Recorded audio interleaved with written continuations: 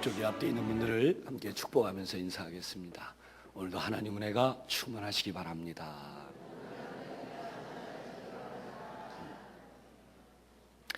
오늘 여러분들과 나눌 말씀의 제목은 영생에 이르도록입니다. 영생에 이르도록. 부제를 하나 붙여보면 마지막 때를 살아가는 성도들, 마지막 때를 살아가는 성도들 하나 더 붙여볼 수가 있겠습니다. 유다서가 지금 오늘 여러분들과 보지만 수요 예배 때는 이미 2시간째 우리 요한계시록 강의를 했습니다. 그래서 창세기부터 계시록까지 우리 장로님 중에 저를 너무너무 사랑하는 장로님이 목사님 꼭 금년 한 해 동안은 통독을 하는 설교를 해주세요. 그래서 알겠습니다. 제가 그 장로님의 말을 듣고 기도해 보니까 이 하나님이 우리 성도들의 마음에 한 해 동안 통독 설교를 해야 되겠다. 근데 여러분 설교학에서는 통독 설교라는 게 없어요. 절기 설교를 하게 돼 있고 메시지 설교를 하게 돼 있지 창세기부터 계시록까지는 불가한 거예요. 그래 이제 하나님 앞에 기도하는데 하나님께는 불가능한 게 없잖아요.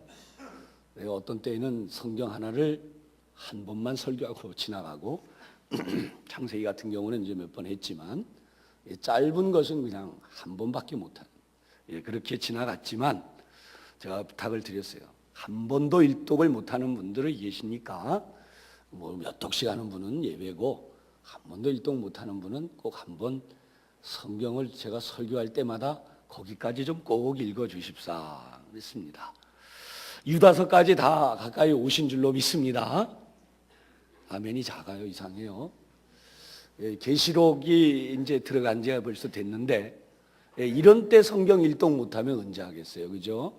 저는 우리 장로님이 그 부탁을 하시는데 너무너무 하나님이 참 사랑하셔서 저에게 그 말씀을 하셨다 이런 생각을 했어요. 자, 그래서 오늘 유다서인데 유다서는 주후 한 70년경 전후에 쓰여진 성경이에요. 주후 70년이면 보통 사람들 연세가 좀 많아질 때잖아요. 그러니까 뭐 보통 젊은 사람들 옛날 이 성경 쓰였을 때가 대략 한 그 무렵이다. 이제 학자들이 이야기를 합니다. 그 당시에도 70세면 여러분 연세가 많은 거예요. 그러나 매번 보면 모든 시대를 통해서 지금도 그렇습니다. 지금도 연세가 70이 되면 많은 연세예요. 적지 않잖아요. 아이고 요즘이야 뭐 70은 청춘이지요. 그렇게 얘기하시더라고요. 벌써 한 10년 훨씬 전의 이야기인데 제가 그만 몰라가지고 신방을 갔다가 그 가정의 어르신이 연세가 몇인지 모르고 말씀을 권면할 때 마지막에 그랬어요. 그저 한 백수 하시기를 주님의 이름으로 축복합니다. 그랬더니 아멘이 안 나와요. 이상하다. 나중에 나오고 보니까 그분이 연세가 97세. 그래가지고 그 얘기 들으면서 나중에 그분 통해서 이제 저도 같은 부목사지만 다른 목사님 통해서 연락이 이렇게 들어온 얘기예요. 뭐냐면 그분이 그랬다는 거예요. 나보고 지금 한 몇 살 못 살고 가라는 얘기냐. 야, 그러니까 축복도 잘해야 되겠어요. 자, 우리 옆에 있는 분에게 한번 같이 축복하십시다. 그저 하나님 은혜로 120수 하시기 바랍니다. 시작.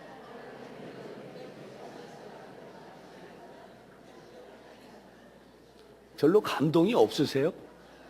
그건 얼마나 감동이 있는 거예요. 마지막 때라고 하는 것은요. 갈 때마다 매 시대가 다 마지막이에요. 갈 때마다 마지막이에요. 그러니까 그 옛날 주 70년 때도 마지막이고 지금도 마지막이에요. 이게 종말론이라고 이야기합니다. 그래서 모든 성경은 종말론적 사상을 가지고 있어요. 여러분 어린아이가 태어나도 그 아이에게는 교회 학교에서 종말론적인 설교를 해줘야 돼요. 그게 뭐냐? 우리 인생의 마침은 예수 그리스도예요. 할렐루야. 우리 인생의 마침이 예수 그리스도. 우리 예수가 누구냐라고 하면 수많은 이론적인 이야기를 하고 있는데 그저 이렇게 말씀드릴 수 있어요. 교회 학교 때부터 예수님에 대해 배우는 거예요. 예수님에 대해 배워야 되고 예수님에 대해 배운 대로 내 속에 예수님으로 채워져야 돼요.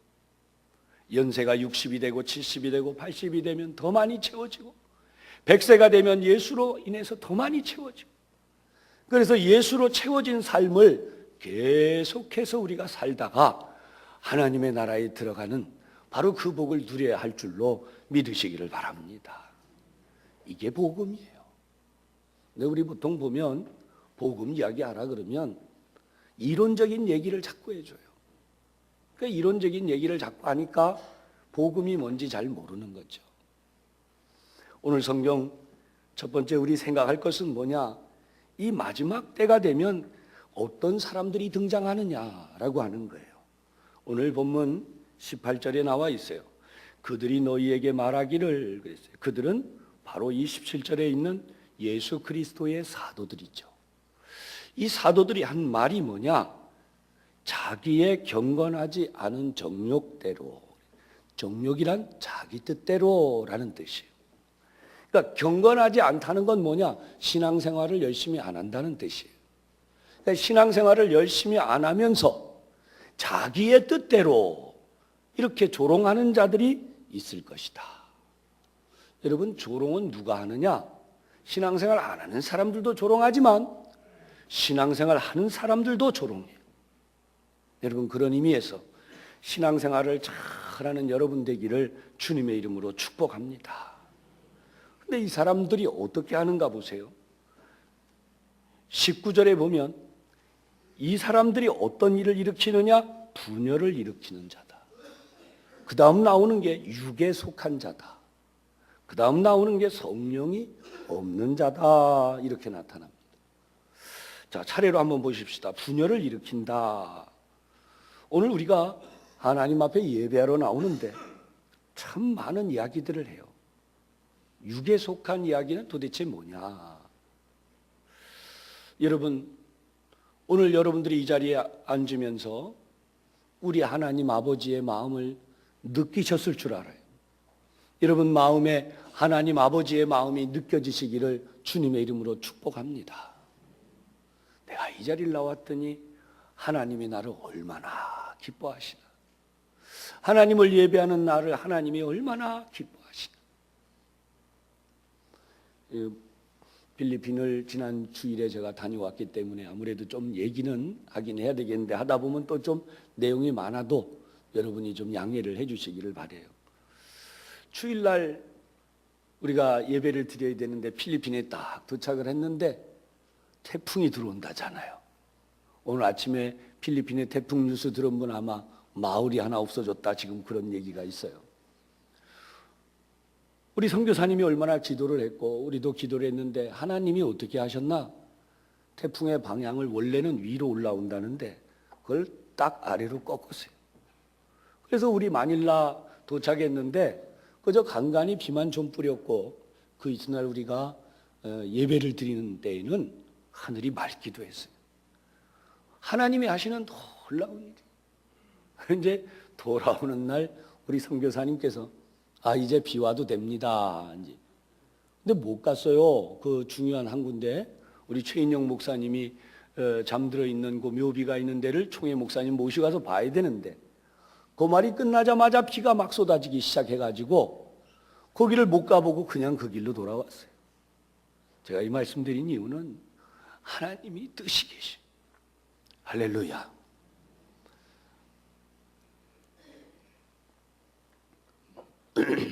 필리핀에 가서 이제 예배를 드리는데 3년 만에 가보니까 아이들이 얼마나 많이 컸는지 몰라요. 아이들 엄청나게. 근데 우리가 이 복을 알아야 돼요. 여러분들 중에 저한테 그런 말씀한 분이 있어요. 목사님, 우리 교회도 좀 관심을 그렇게 쏟으세요. 쏟아요. 안 쏟는 것 같아요? 쏟아요. 오늘도 여러분 앞에 부끄러움 없이 말씀드릴 수 있는 우리 교회 관심 쏟아요. 교육자들 붙들고 우리가 선생님들에게 아이들 전도해오자. 여러분 악재가 생겼죠. 목사인 제가 가서 이렇게 이야기하면 우리 선생님이 낯선 사람하고 이야기하지 말랬어요. 사탕이라도 하나 건네주려고 그러면 애들이 벌써 이상한 표정으로 도망가요. 뭐 한두 마디 더 하면 아저씨 고발할 거예요. 세상이 이렇게 바뀌었다고요. 심지어 어떻게 됐냐? 요즘 아이들에게 이런 교육이 됐습니다. 성추행은 가장 가까운 사람에게서 일어난다. 이제는 목사인 제가 겁이 나요. 목사도 안 믿어요. 세상도 그렇게 됐죠. 아까 우리 기도하신 장로님이 구구절절 담임을 위해서 기도했어요. 저는 아멘, 아멘 합니다. 원치 않는 일로 그런 일이 생길까 봐. 요번에 어제 그저께네요. 금요일 날 경목회 성탄 이 소사경찰서 직원들하고 경찰서장 다 모여서 우리 성탄 축하 예배를 11시에 드렸고, 근데 그 뒤에 이제 회의가 됐는데 아무래도 금년도를 마감하는 회의이기 때문에 금방 안 끝났어요. 그런데 그 회의를 하는데 그 목사님들 가운데 교단이, 우리는 교단 초월에 있거든요. 15명. 타교단 목사님 한 분이 참 통하게 말씀하시는 거예요. 참 하나님 앞에 어찌할 바를 모르겠다 그랬는데, 왜 그러냐 그랬더니 요번에 제천에 화재가 났잖아요. 그런데 그 돌아가신 분 가운데 2분이 당신 교단의 목사님이라는 거예요. 한 30여 명이 수련회를 갔는데 수련회 다 끝나고 우리 저 사우나나 한번 하고 돌아오자 들어갔는데 많은 분들이 다 나오고 나머지 2분이 아유 이왕 좋은데 뭐 한 조금만 더 있다 나갈게. 그리고 2분이 남았는데 그분들이 나오는 바로 그 상간에 불이 펑한 거예요. 유명을 달리하는 거죠. 저는 뭐 그분들이 잘못했다거나 하나님 앞에 죄를 지어서 갔다거나 그런 말하고 싶진 않아요. 그러나 말하고 싶은 사람들은 그렇게 말할 거예요. 목사들이 뭘 그런 데 놀러 다녀. 그러니까 그러지. 조롱하는 자들. 조롱하는 자들. 저는 때가 돼서 하나님이 데려가신 줄로 믿습니다. 그게 해답이에요. 오늘같이 태풍이 와서 필리핀의 한 마을이 확 쓸려가서 다 몰살하고 죽으면 그건 저주받아 죽은 거예요? 우리 그렇게 말 못해요. 저는 우리 교회 학교 학생들 너무너무 사랑합니다. 우리 1년에 4번 하나님 앞에 찬양 드렸어요. 교회 학교 학생들이 올라왔어. 부활절 때, 그리고 교회 창립주일 때, 그리고 우리 추수감사 때, 그리고 성탄 때. 우리 아이들이 너무 힘들어한다고 그저 이거 좀 하지 말자. 그래서 1년 몰아서 하자 그랬는데, 여러분 우리 아이들이 올라올 때는요, 유치부 아이들 올 때는 부모님들이 안 믿는 부모님들도 여기 다 오세요. 그래서 우리 아이 재롱 부리는 거 보려고. 그게 이뻐서. 할아버지들이 할머니들이 오세요. 교회 잘 안 나오는 분들도 와서 우리 손주가 재롱 부리는 거. 얼마나 그게 그분들을 기쁘시게 하는지 몰라. 얘가 뭐 여기 서서 따라하는 거 못하고 엉뚱한 짓 하고 딴 거 해도 그 아이가 그렇게 이쁜 거예요. 하나님이 우리의 아버지세요. 할렐루야. 우리가 하나님 앞에 예배드리러 나온 자체가 우리 하나님을 얼마나 기쁘시게 하는지 기억하시기를 바랍니다. 그게 우리 신앙. 그게 예수님으로 내 삶에 채워지는 지경. 그래 이제 얘기를 좀 하면 우리 교회에서 이 절기가 있는데 달란트 잔치 할 때가 있어요. 한 도해 전의 얘기입니다만 우리 선생님들이 그 뒤로 단속을 잘해요. 달란트 잔치 끝났는데 이 아이들이 가면서 새우깡하고 과자를 길바닥에다가 쫙 흘리면서 가는 거예요. 이렇게. 우리 아파트 단지를 다 지나서 그걸 보는데 가슴이 찢어져요. 우리 어른들은 다 그런 거 보면 못 먹고 힘들어했던 시절을 살았는데 사실 요즘 아이들은요 먹고 싶은 것만 골라 먹지 그 뭐 먹으라 그러면 안 먹어요. 그거 우리 또 당연하게 여기고 있고. 그런데 여러분 잘 보세요. 이 복이 우리에게 얼마나 놀라운 복인가. 잘 가르쳐야 되겠다. 필리핀의 아이들은요 이번에도 갔지만 나중에 교회 홈페이지 보세요. 그 좁은 골목에 들어가서 그 도당으로 만들어진 데다가 천막도 아니고 커튼으로 한 방에 조그만 요 한 방에 2가정 3가정이 쳐놓고 삽니다. 거기 아이들 들어가서 제가 이렇게 사탕을 내밀어 떼꼬장이 잔뜩 묻은 아주 닦지도 않은 이 손을 내밀어서 이 사탕을 받는데 그냥 받는 게 아니라 자기 줬다고 또 하이파이브 하자 그래.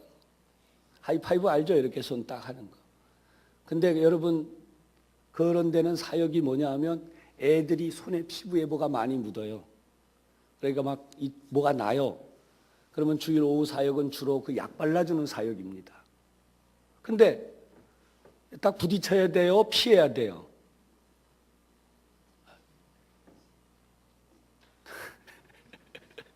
부딪혀야죠.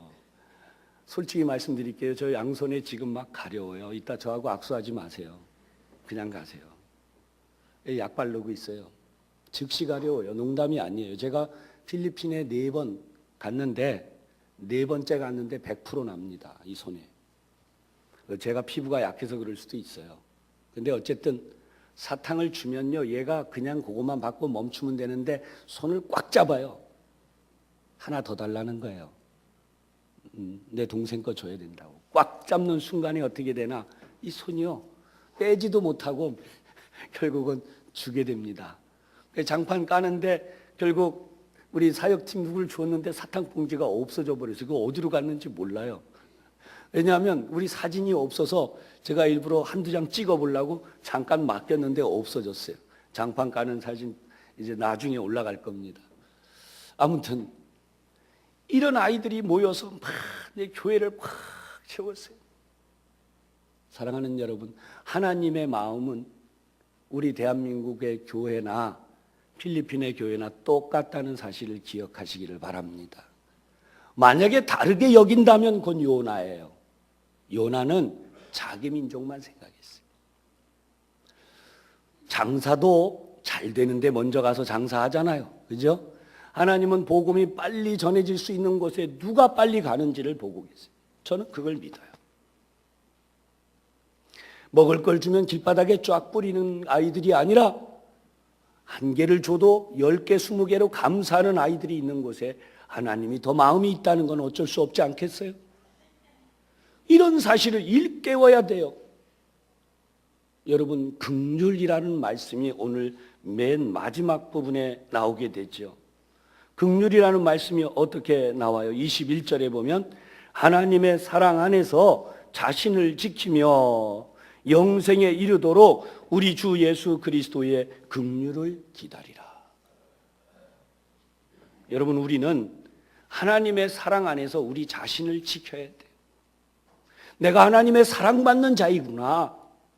여러분 자신 하나님의 사랑 안에 지킬 수 있기를 주님의 이름으로 부탁합니다. 여러분 자신을 하나님의 사랑으로 지키지 못하면 우리 속에 뭐가 들어오느냐? 비판의 영이 들어와요. 원망의 영이 들어와요. 그리고 자기 아집이생. 앞에 나온 것처럼 정욕으로 행하는 자가 어떤 사람이냐? 내가 옳다고 생각하는 사람들이에요.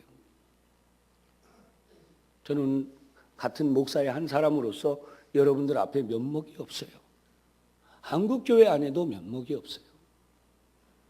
목회자들이 어떻게 이끌어서 한국교회가 이렇게 되고 말았나.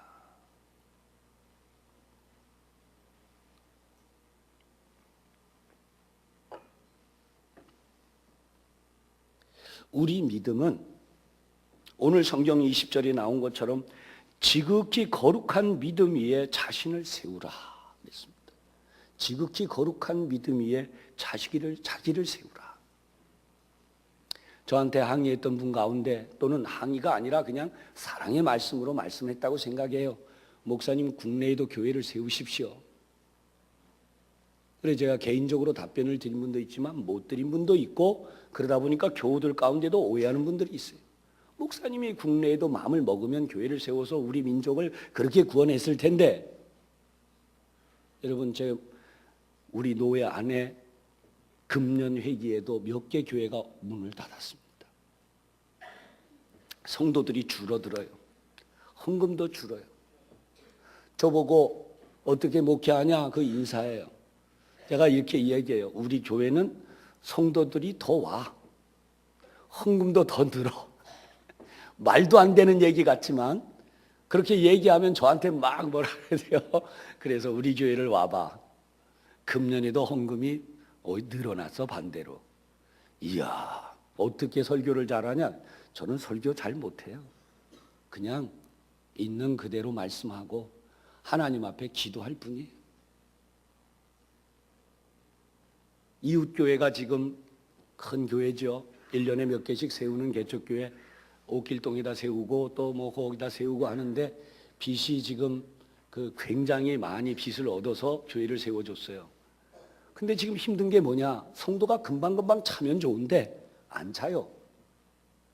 오히려 빚 때문에 지금 그 교회만 해도 한 6억이 지금 한 교회 세우는데 한 6억이 들었는데 거기에 매달 목사님과 뭐 교우들을 위해서 매번 보내는데 그 돈까지 갚아줘야 되고 근데 하나를 또 했으니까 또 생겼고 그래가지고 저한테 막 말씀을 하더라고요.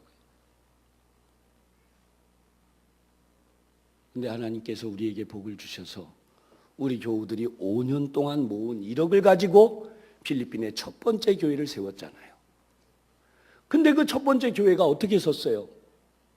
그 돈 가지고 지금 있는 시설을 갖추는 데는 10억이 들어도 안 된대요. 현지 선교사님들이 한 얘기예요. 그냥 하나님이 주셨다는 얘기가 그냥 할렐루야. 우리 교우들이 이 복을 알아야 돼요. 그래서 제가 지금 말씀드리는 거예요. 왜 성도들이 오나? 목사가 학력이 뛰어나고 인품이 뛰어나고 설교를 잘하고 대단해서 오느냐? 아니에요. 여기 오늘 백장로님 네 분도 가족들 앉아 있는데 제 1부, 2부 얘기했어요. 제가 한 번이라도 우리 교회 나오시라고 전도했냐고. 전도 안 했어요. 저분이 어느 날 우리 교회로 오시겠다는 얘기를 1년이 넘고 세월이 더 긴 세월 갔는데 목사님 교회 가도 되냐 그래서 오시라고. 우리 교회 좋은 교회라고. 우리 교회 잘 알지 않냐. 어느 날 오신 거예요. 그리고 등록을 했어요. 여기 가족은 모르겠어요. 오늘 등록하실란가. 제가 볼 때 저 뒤에나 여기나 우리 교회 등록 안 하고 다니는 교인들이 있어요. 평균 한 10명에서 15명이 우리 교회 등록을 안 하고 다니세요. 제가 이 밑에 게시판을 보다가 금년에 10몇 명 됐길래 매년 한 50명 가까이 등록을 했는데 하나님 금년에는 안 채워졌어요. 제가 부족했어요. 그리고 기도를 했는데 연말에 이렇게들 오시는 거예요. 할렐루야. 사랑하는 여러분, 하나님은 누구를 쓰기 원하시는지를 아셔야 돼요. 산성교회가 왜 복을 받았나? 성도들이 여기에 눈을 뜬 거예요. 여러분 중에는 다는 아니지만 눈을 뜬 분들이 거기 교회 세웁시다 했더니 하나님이 어떻게 하세요? 우리 교회로 성도들을 보내세요. 헌금이 늘어난 교회, 그래서 예산을 상향 조정한 교회, 대한민국에 찾아보세요. 몇 개 교회가 있겠나? 그 조그만 교회 입장에서야 뭐 늘리나 마나지. 천만의 말씀이에요. 조그만 교회가 더 힘들어요. 내년에도 우리 2천만 원 상향 조정했어요.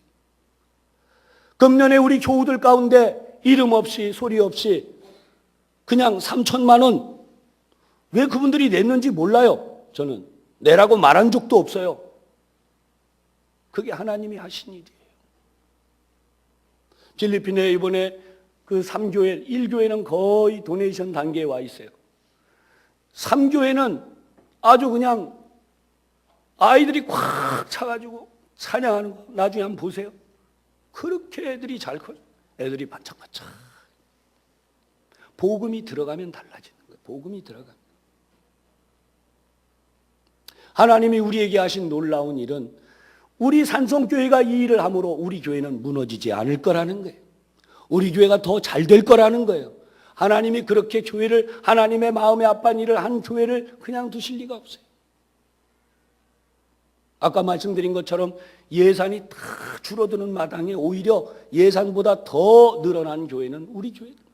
노회 안에도 지금 다 그 얘기들 해요. 사랑하는 여러분, 부천 산성교회 하나님이 복 주신 교회 다니심을 기뻐하시기를 바랍니다. 여러분들이 하나님의 복을 받을 때에 건강의 복도 임하고 여러분들의 자녀들이 잘 되는 복도 받는 거고 집안이 형통한 복도 받는 거예요. 여러분, 이런 교회를 통해서 하나님이 이 복을 주시려고 교회를 세웠는데 19절에 나온 것처럼 분열을 일으키는 사람들은 내가 옳다는 거예요. 그래서 그 말하고 다닙니다. 한국교회가 왜 이렇게 시끄러워진 거예요? 그 사람들 때문이에요. 목사도 성도도 교회도 각자 하나님이 우리에게 맡겨주신 대로 열심히 하는 거예요. 어떤 사람은 설거지를 잘하는 재능이 있어요. 이분 보고 음식 만들려고 그러면 못하는 거예요. 어떤 사람은 춤을 잘 추는 사람이 있어요. 근데 이 사람 보고 은행에 가서 은행 세물하라 그러면 못하는 거예요.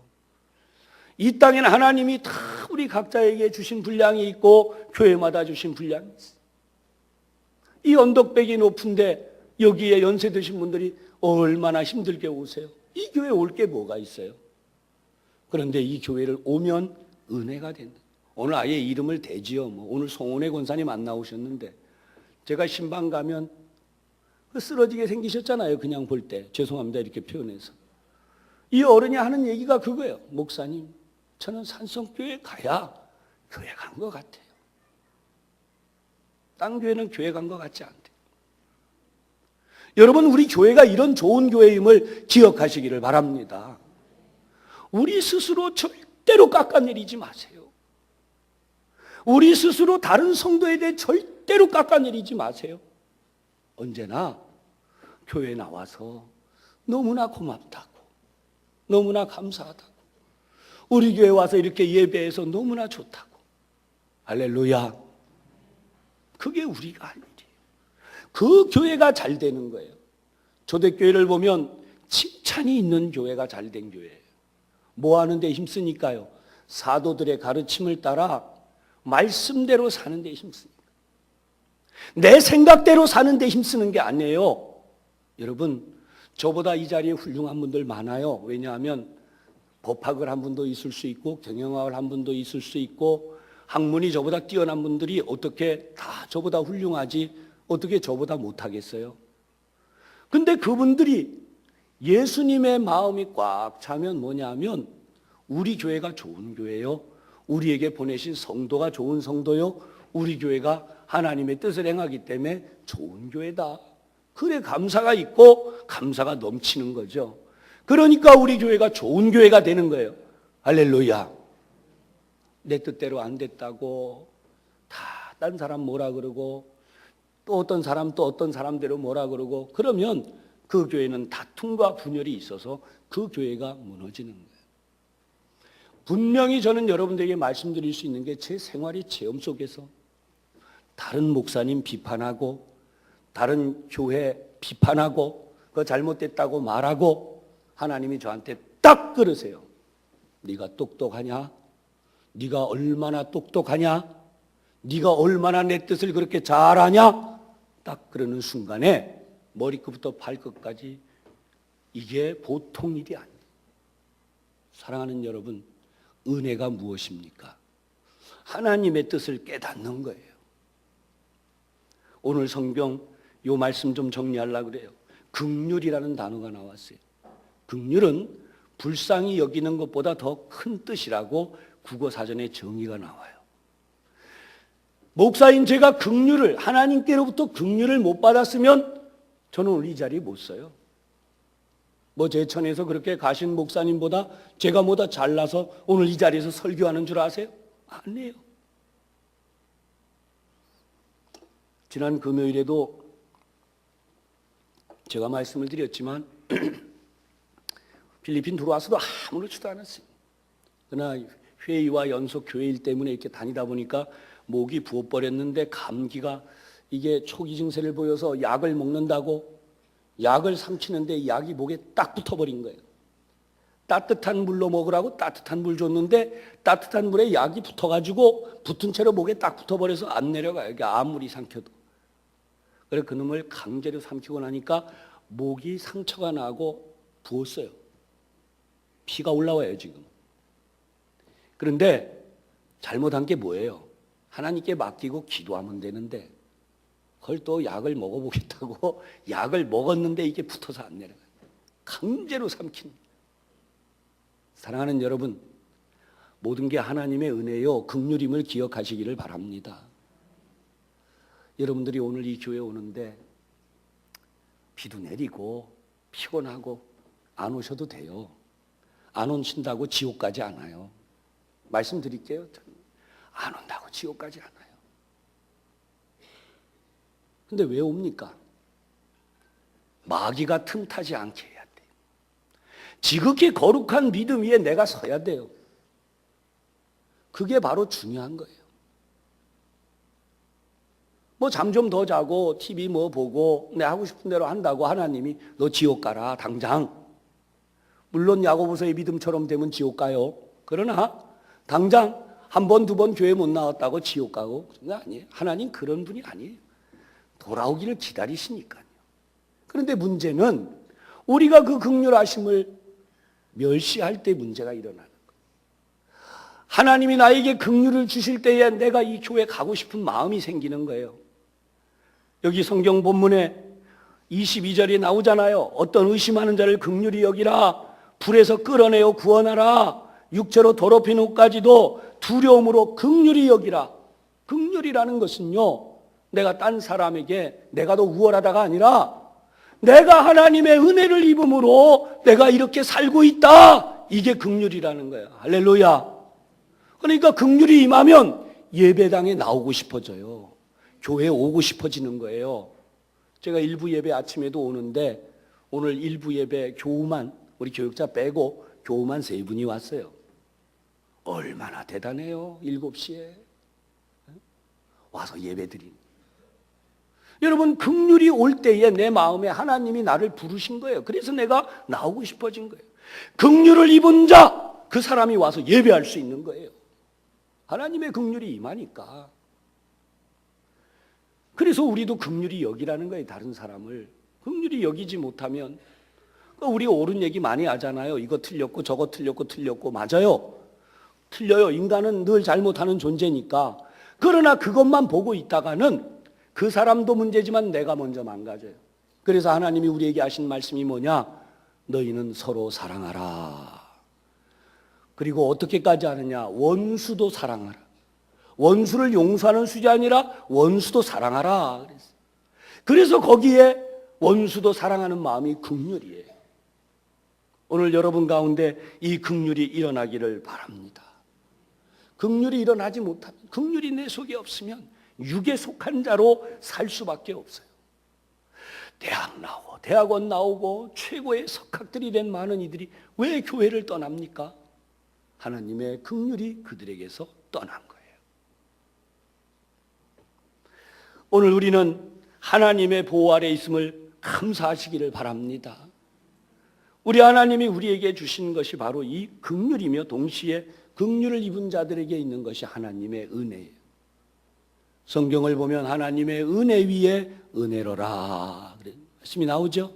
예, 요한복음 1장에 나타나잖아요.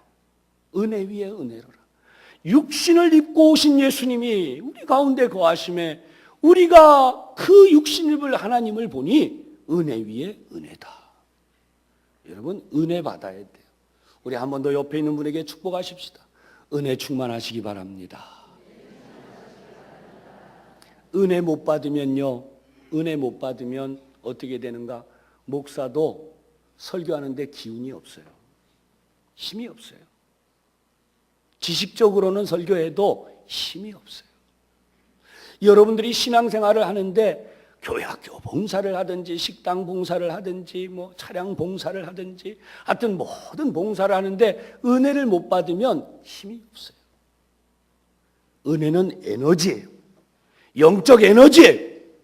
이 에너지가 채워져야 우리가 새 힘으로 일어날 수 있는 거예요. 아무리 많은 지식을 가졌어도 그 지식이 나에게 영적 에너지가 되지 않으면 그건 그냥 지식이에요. 한국 교회 목회자들이 훌륭한 분들이 얼마나 많은지 저는 명함도 못 드려요. 이웃교회만 가도 박사님들이에요. 저는 이번에 간신히 석사 마쳐요. 박사 다 박사님들이 얼마나 대단한지 몰라요. 그러나 오늘 우리 성경에는 그런 부분을 말씀하지 않아요.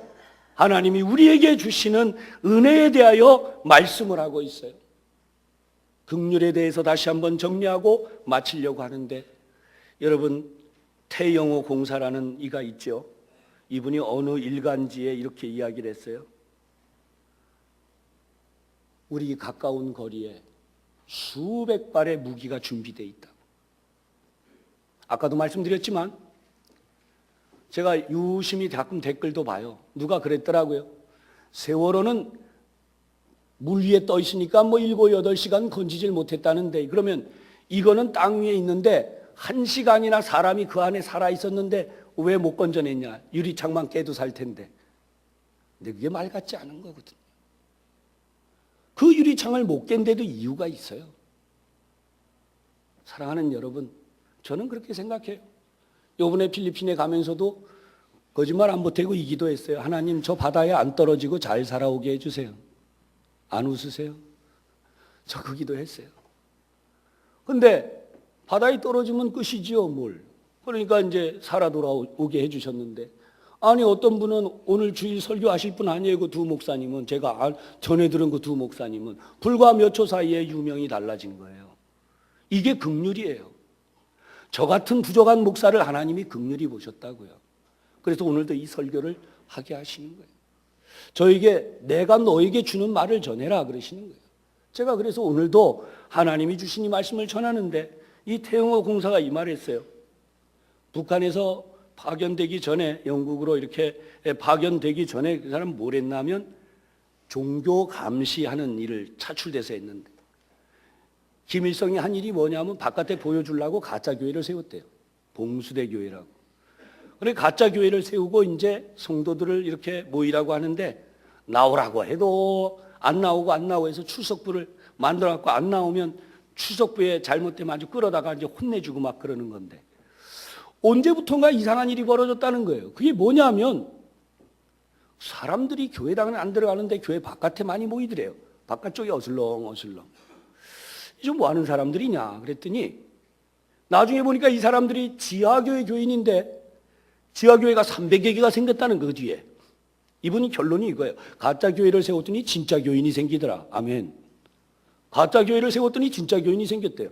그래 어떻게 된 건지 궁금해가지고 잡아서, 너 어떻게 된 거냐 그랬더니 우리의 할머니가 신앙생활 했는데 나는 그 믿음을 지금까지 이어왔다. 숨어서 신앙생활 하다가 이제 내가 이 교회 지어진 걸 보고 저 안에는 못 들어가지만 나 밖에서 예배하려고 어슬렁거리고 돌아다녔다는. 나중에 500여 개가 넘더래. 그것에 색출하는 게 이 사람 임무 중에 하나였는데, 이분이 얘기가 그거예요. 가짜 교회도 세워놓으면 진짜 교인이 생긴다. 할렐루야. 설교 제목이 되더라고요. 가짜 교회도 세워놓으면 진짜 교인이 생긴다. 여러분, 하나님 앞에 가셨을 때 뭐 하다 왔냐 그러면 뭐 하다 왔다고 그러실래요? 나 우리 집 열심히 청소하다가 왔어요. 나 먹고 살으려고 연금 붓다 왔어요. 나 열심히 돈 벌다 왔어요. 이렇게 대답하실래요? 아니면 난 수수깡이지만 30만 원짜리라 교회라도 하나 세워놓고 왔어요. 그렇게 대답하실래요? 약간 좀 그렇게 느끼실 수 있지만 저는 말씀을 분명히 드릴 거예요. 주님이 저에게 주시는 마음입니다. 케이블 TV가 이번에 필리핀에 들어오기 시작하니까 아이들이 안 오기 시작해요. 우리 선교사 목사님들이 한 말이에요. 케이블 TV보다 먼저 교회가 세워져야 된다. 그들보다 빨리 들어가야 된다. 케이블 TV가 들어가면 이미 늦었다는 거예요. 교회 안 나오기 시작한대요. 재미난 거 많이 나와서 아이들이. 여러분, 우리 아이들 핸드폰 들고 계속해서 지금 게임하느라고 게임 중독 때문에 여러분 자녀들 다 속 썩고 있잖아요. 말을 안 해서 그러지. 직장 멀쩡히 다녀도 게임 중독에 빠져가지고 애 먹고 있잖아요. 속 시원하게 얘기 좀, 그런 거 해야 돼요 우리. 그리고 하나님, 제가 이 문제를 하나님 앞에서 해결받기 원합니다. 하나님의 긍휼이 임하면 왜 내가 그걸 해야 되는지 자기도 모르게 정신이 돌아오니까 그냥 내려놓고 바른 삶을 살기 시작한. 할렐루야. 하나님의 긍휼이 우리에게 들어와야 돼. 그리고 그 긍휼을 통하여 우리에게 은혜가 임해야 돼. 아까 필리핀 아이들 말씀드렸지만 수백 발의 미사일이 불과 제가 듣기로는 2분 안팎이면 여기가 다 초토화가 될 수 있는 거예요. 여러분 우리 98년도인가요? 1980년대 북한은 없어진다 그랬어요. 안 없어지고 지금 이렇게 됐잖아요. 미국까지 미사일 쏘잖아요. 사람의 힘으로 못 막는 거예요.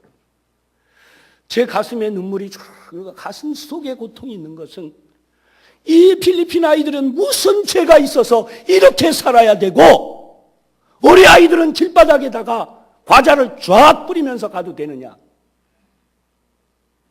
하나님의 긍휼 때문에 우리가 이렇게 살 수 있는데, 하나님의 긍휼 때문에 이렇게 살 수 있는데 이 긍휼을 모른 채로 어리석은 행동을 하고 사니 이 얼마나 불쌍한 거예요. 우리가 필리핀에 거기처럼 사는 거 맞아요. 과거에 그랬었어요.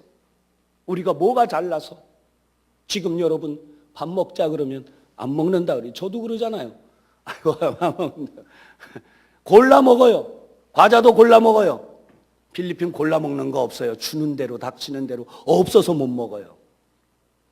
한 방에 커튼 치고 사는 이유가 그거예요. 긍휼. 하나님의 긍휼 때문에 오늘 우리가 이렇게 배불리 먹고 잘 살고 다른 사람 무시하고 멸시도 하는 게 된 거죠. 그러나 이제는 이 모든 것을 청산하고 하나님 앞에 진실해지고 오늘 이 말씀처럼 영생에 이르도록 우리가 하나님의 은혜로 살아야 할 줄로 믿으시기를 바랍니다. 기도하겠습니다. 하나님 아버지, 우리는 모두 죄인이에요. 누가 감히 하나님 앞에 설 수 있겠습니까? 자기의 경건하지 않은 정욕대로 조롱하는 자들이 육에 속한 자여서 하나님의 뜻을 구하기보다 자기의 정욕을 일으키는 자라 하셨습니다. 우리 하나님은 그들을 긍휼히 보시고 불쌍히 보라고 하셔서 그들을 끌어내라고까지 하셨습니다. 자비하신 하나님, 오늘 우리 모든 하나님의 자녀들, 하나님의 백성들이 우리 하나님의 영광을 위하여 일어날 수 있도록 성령님 인도하여 주시옵소서. 예수님 이름으로 기도하옵나이다. 아멘.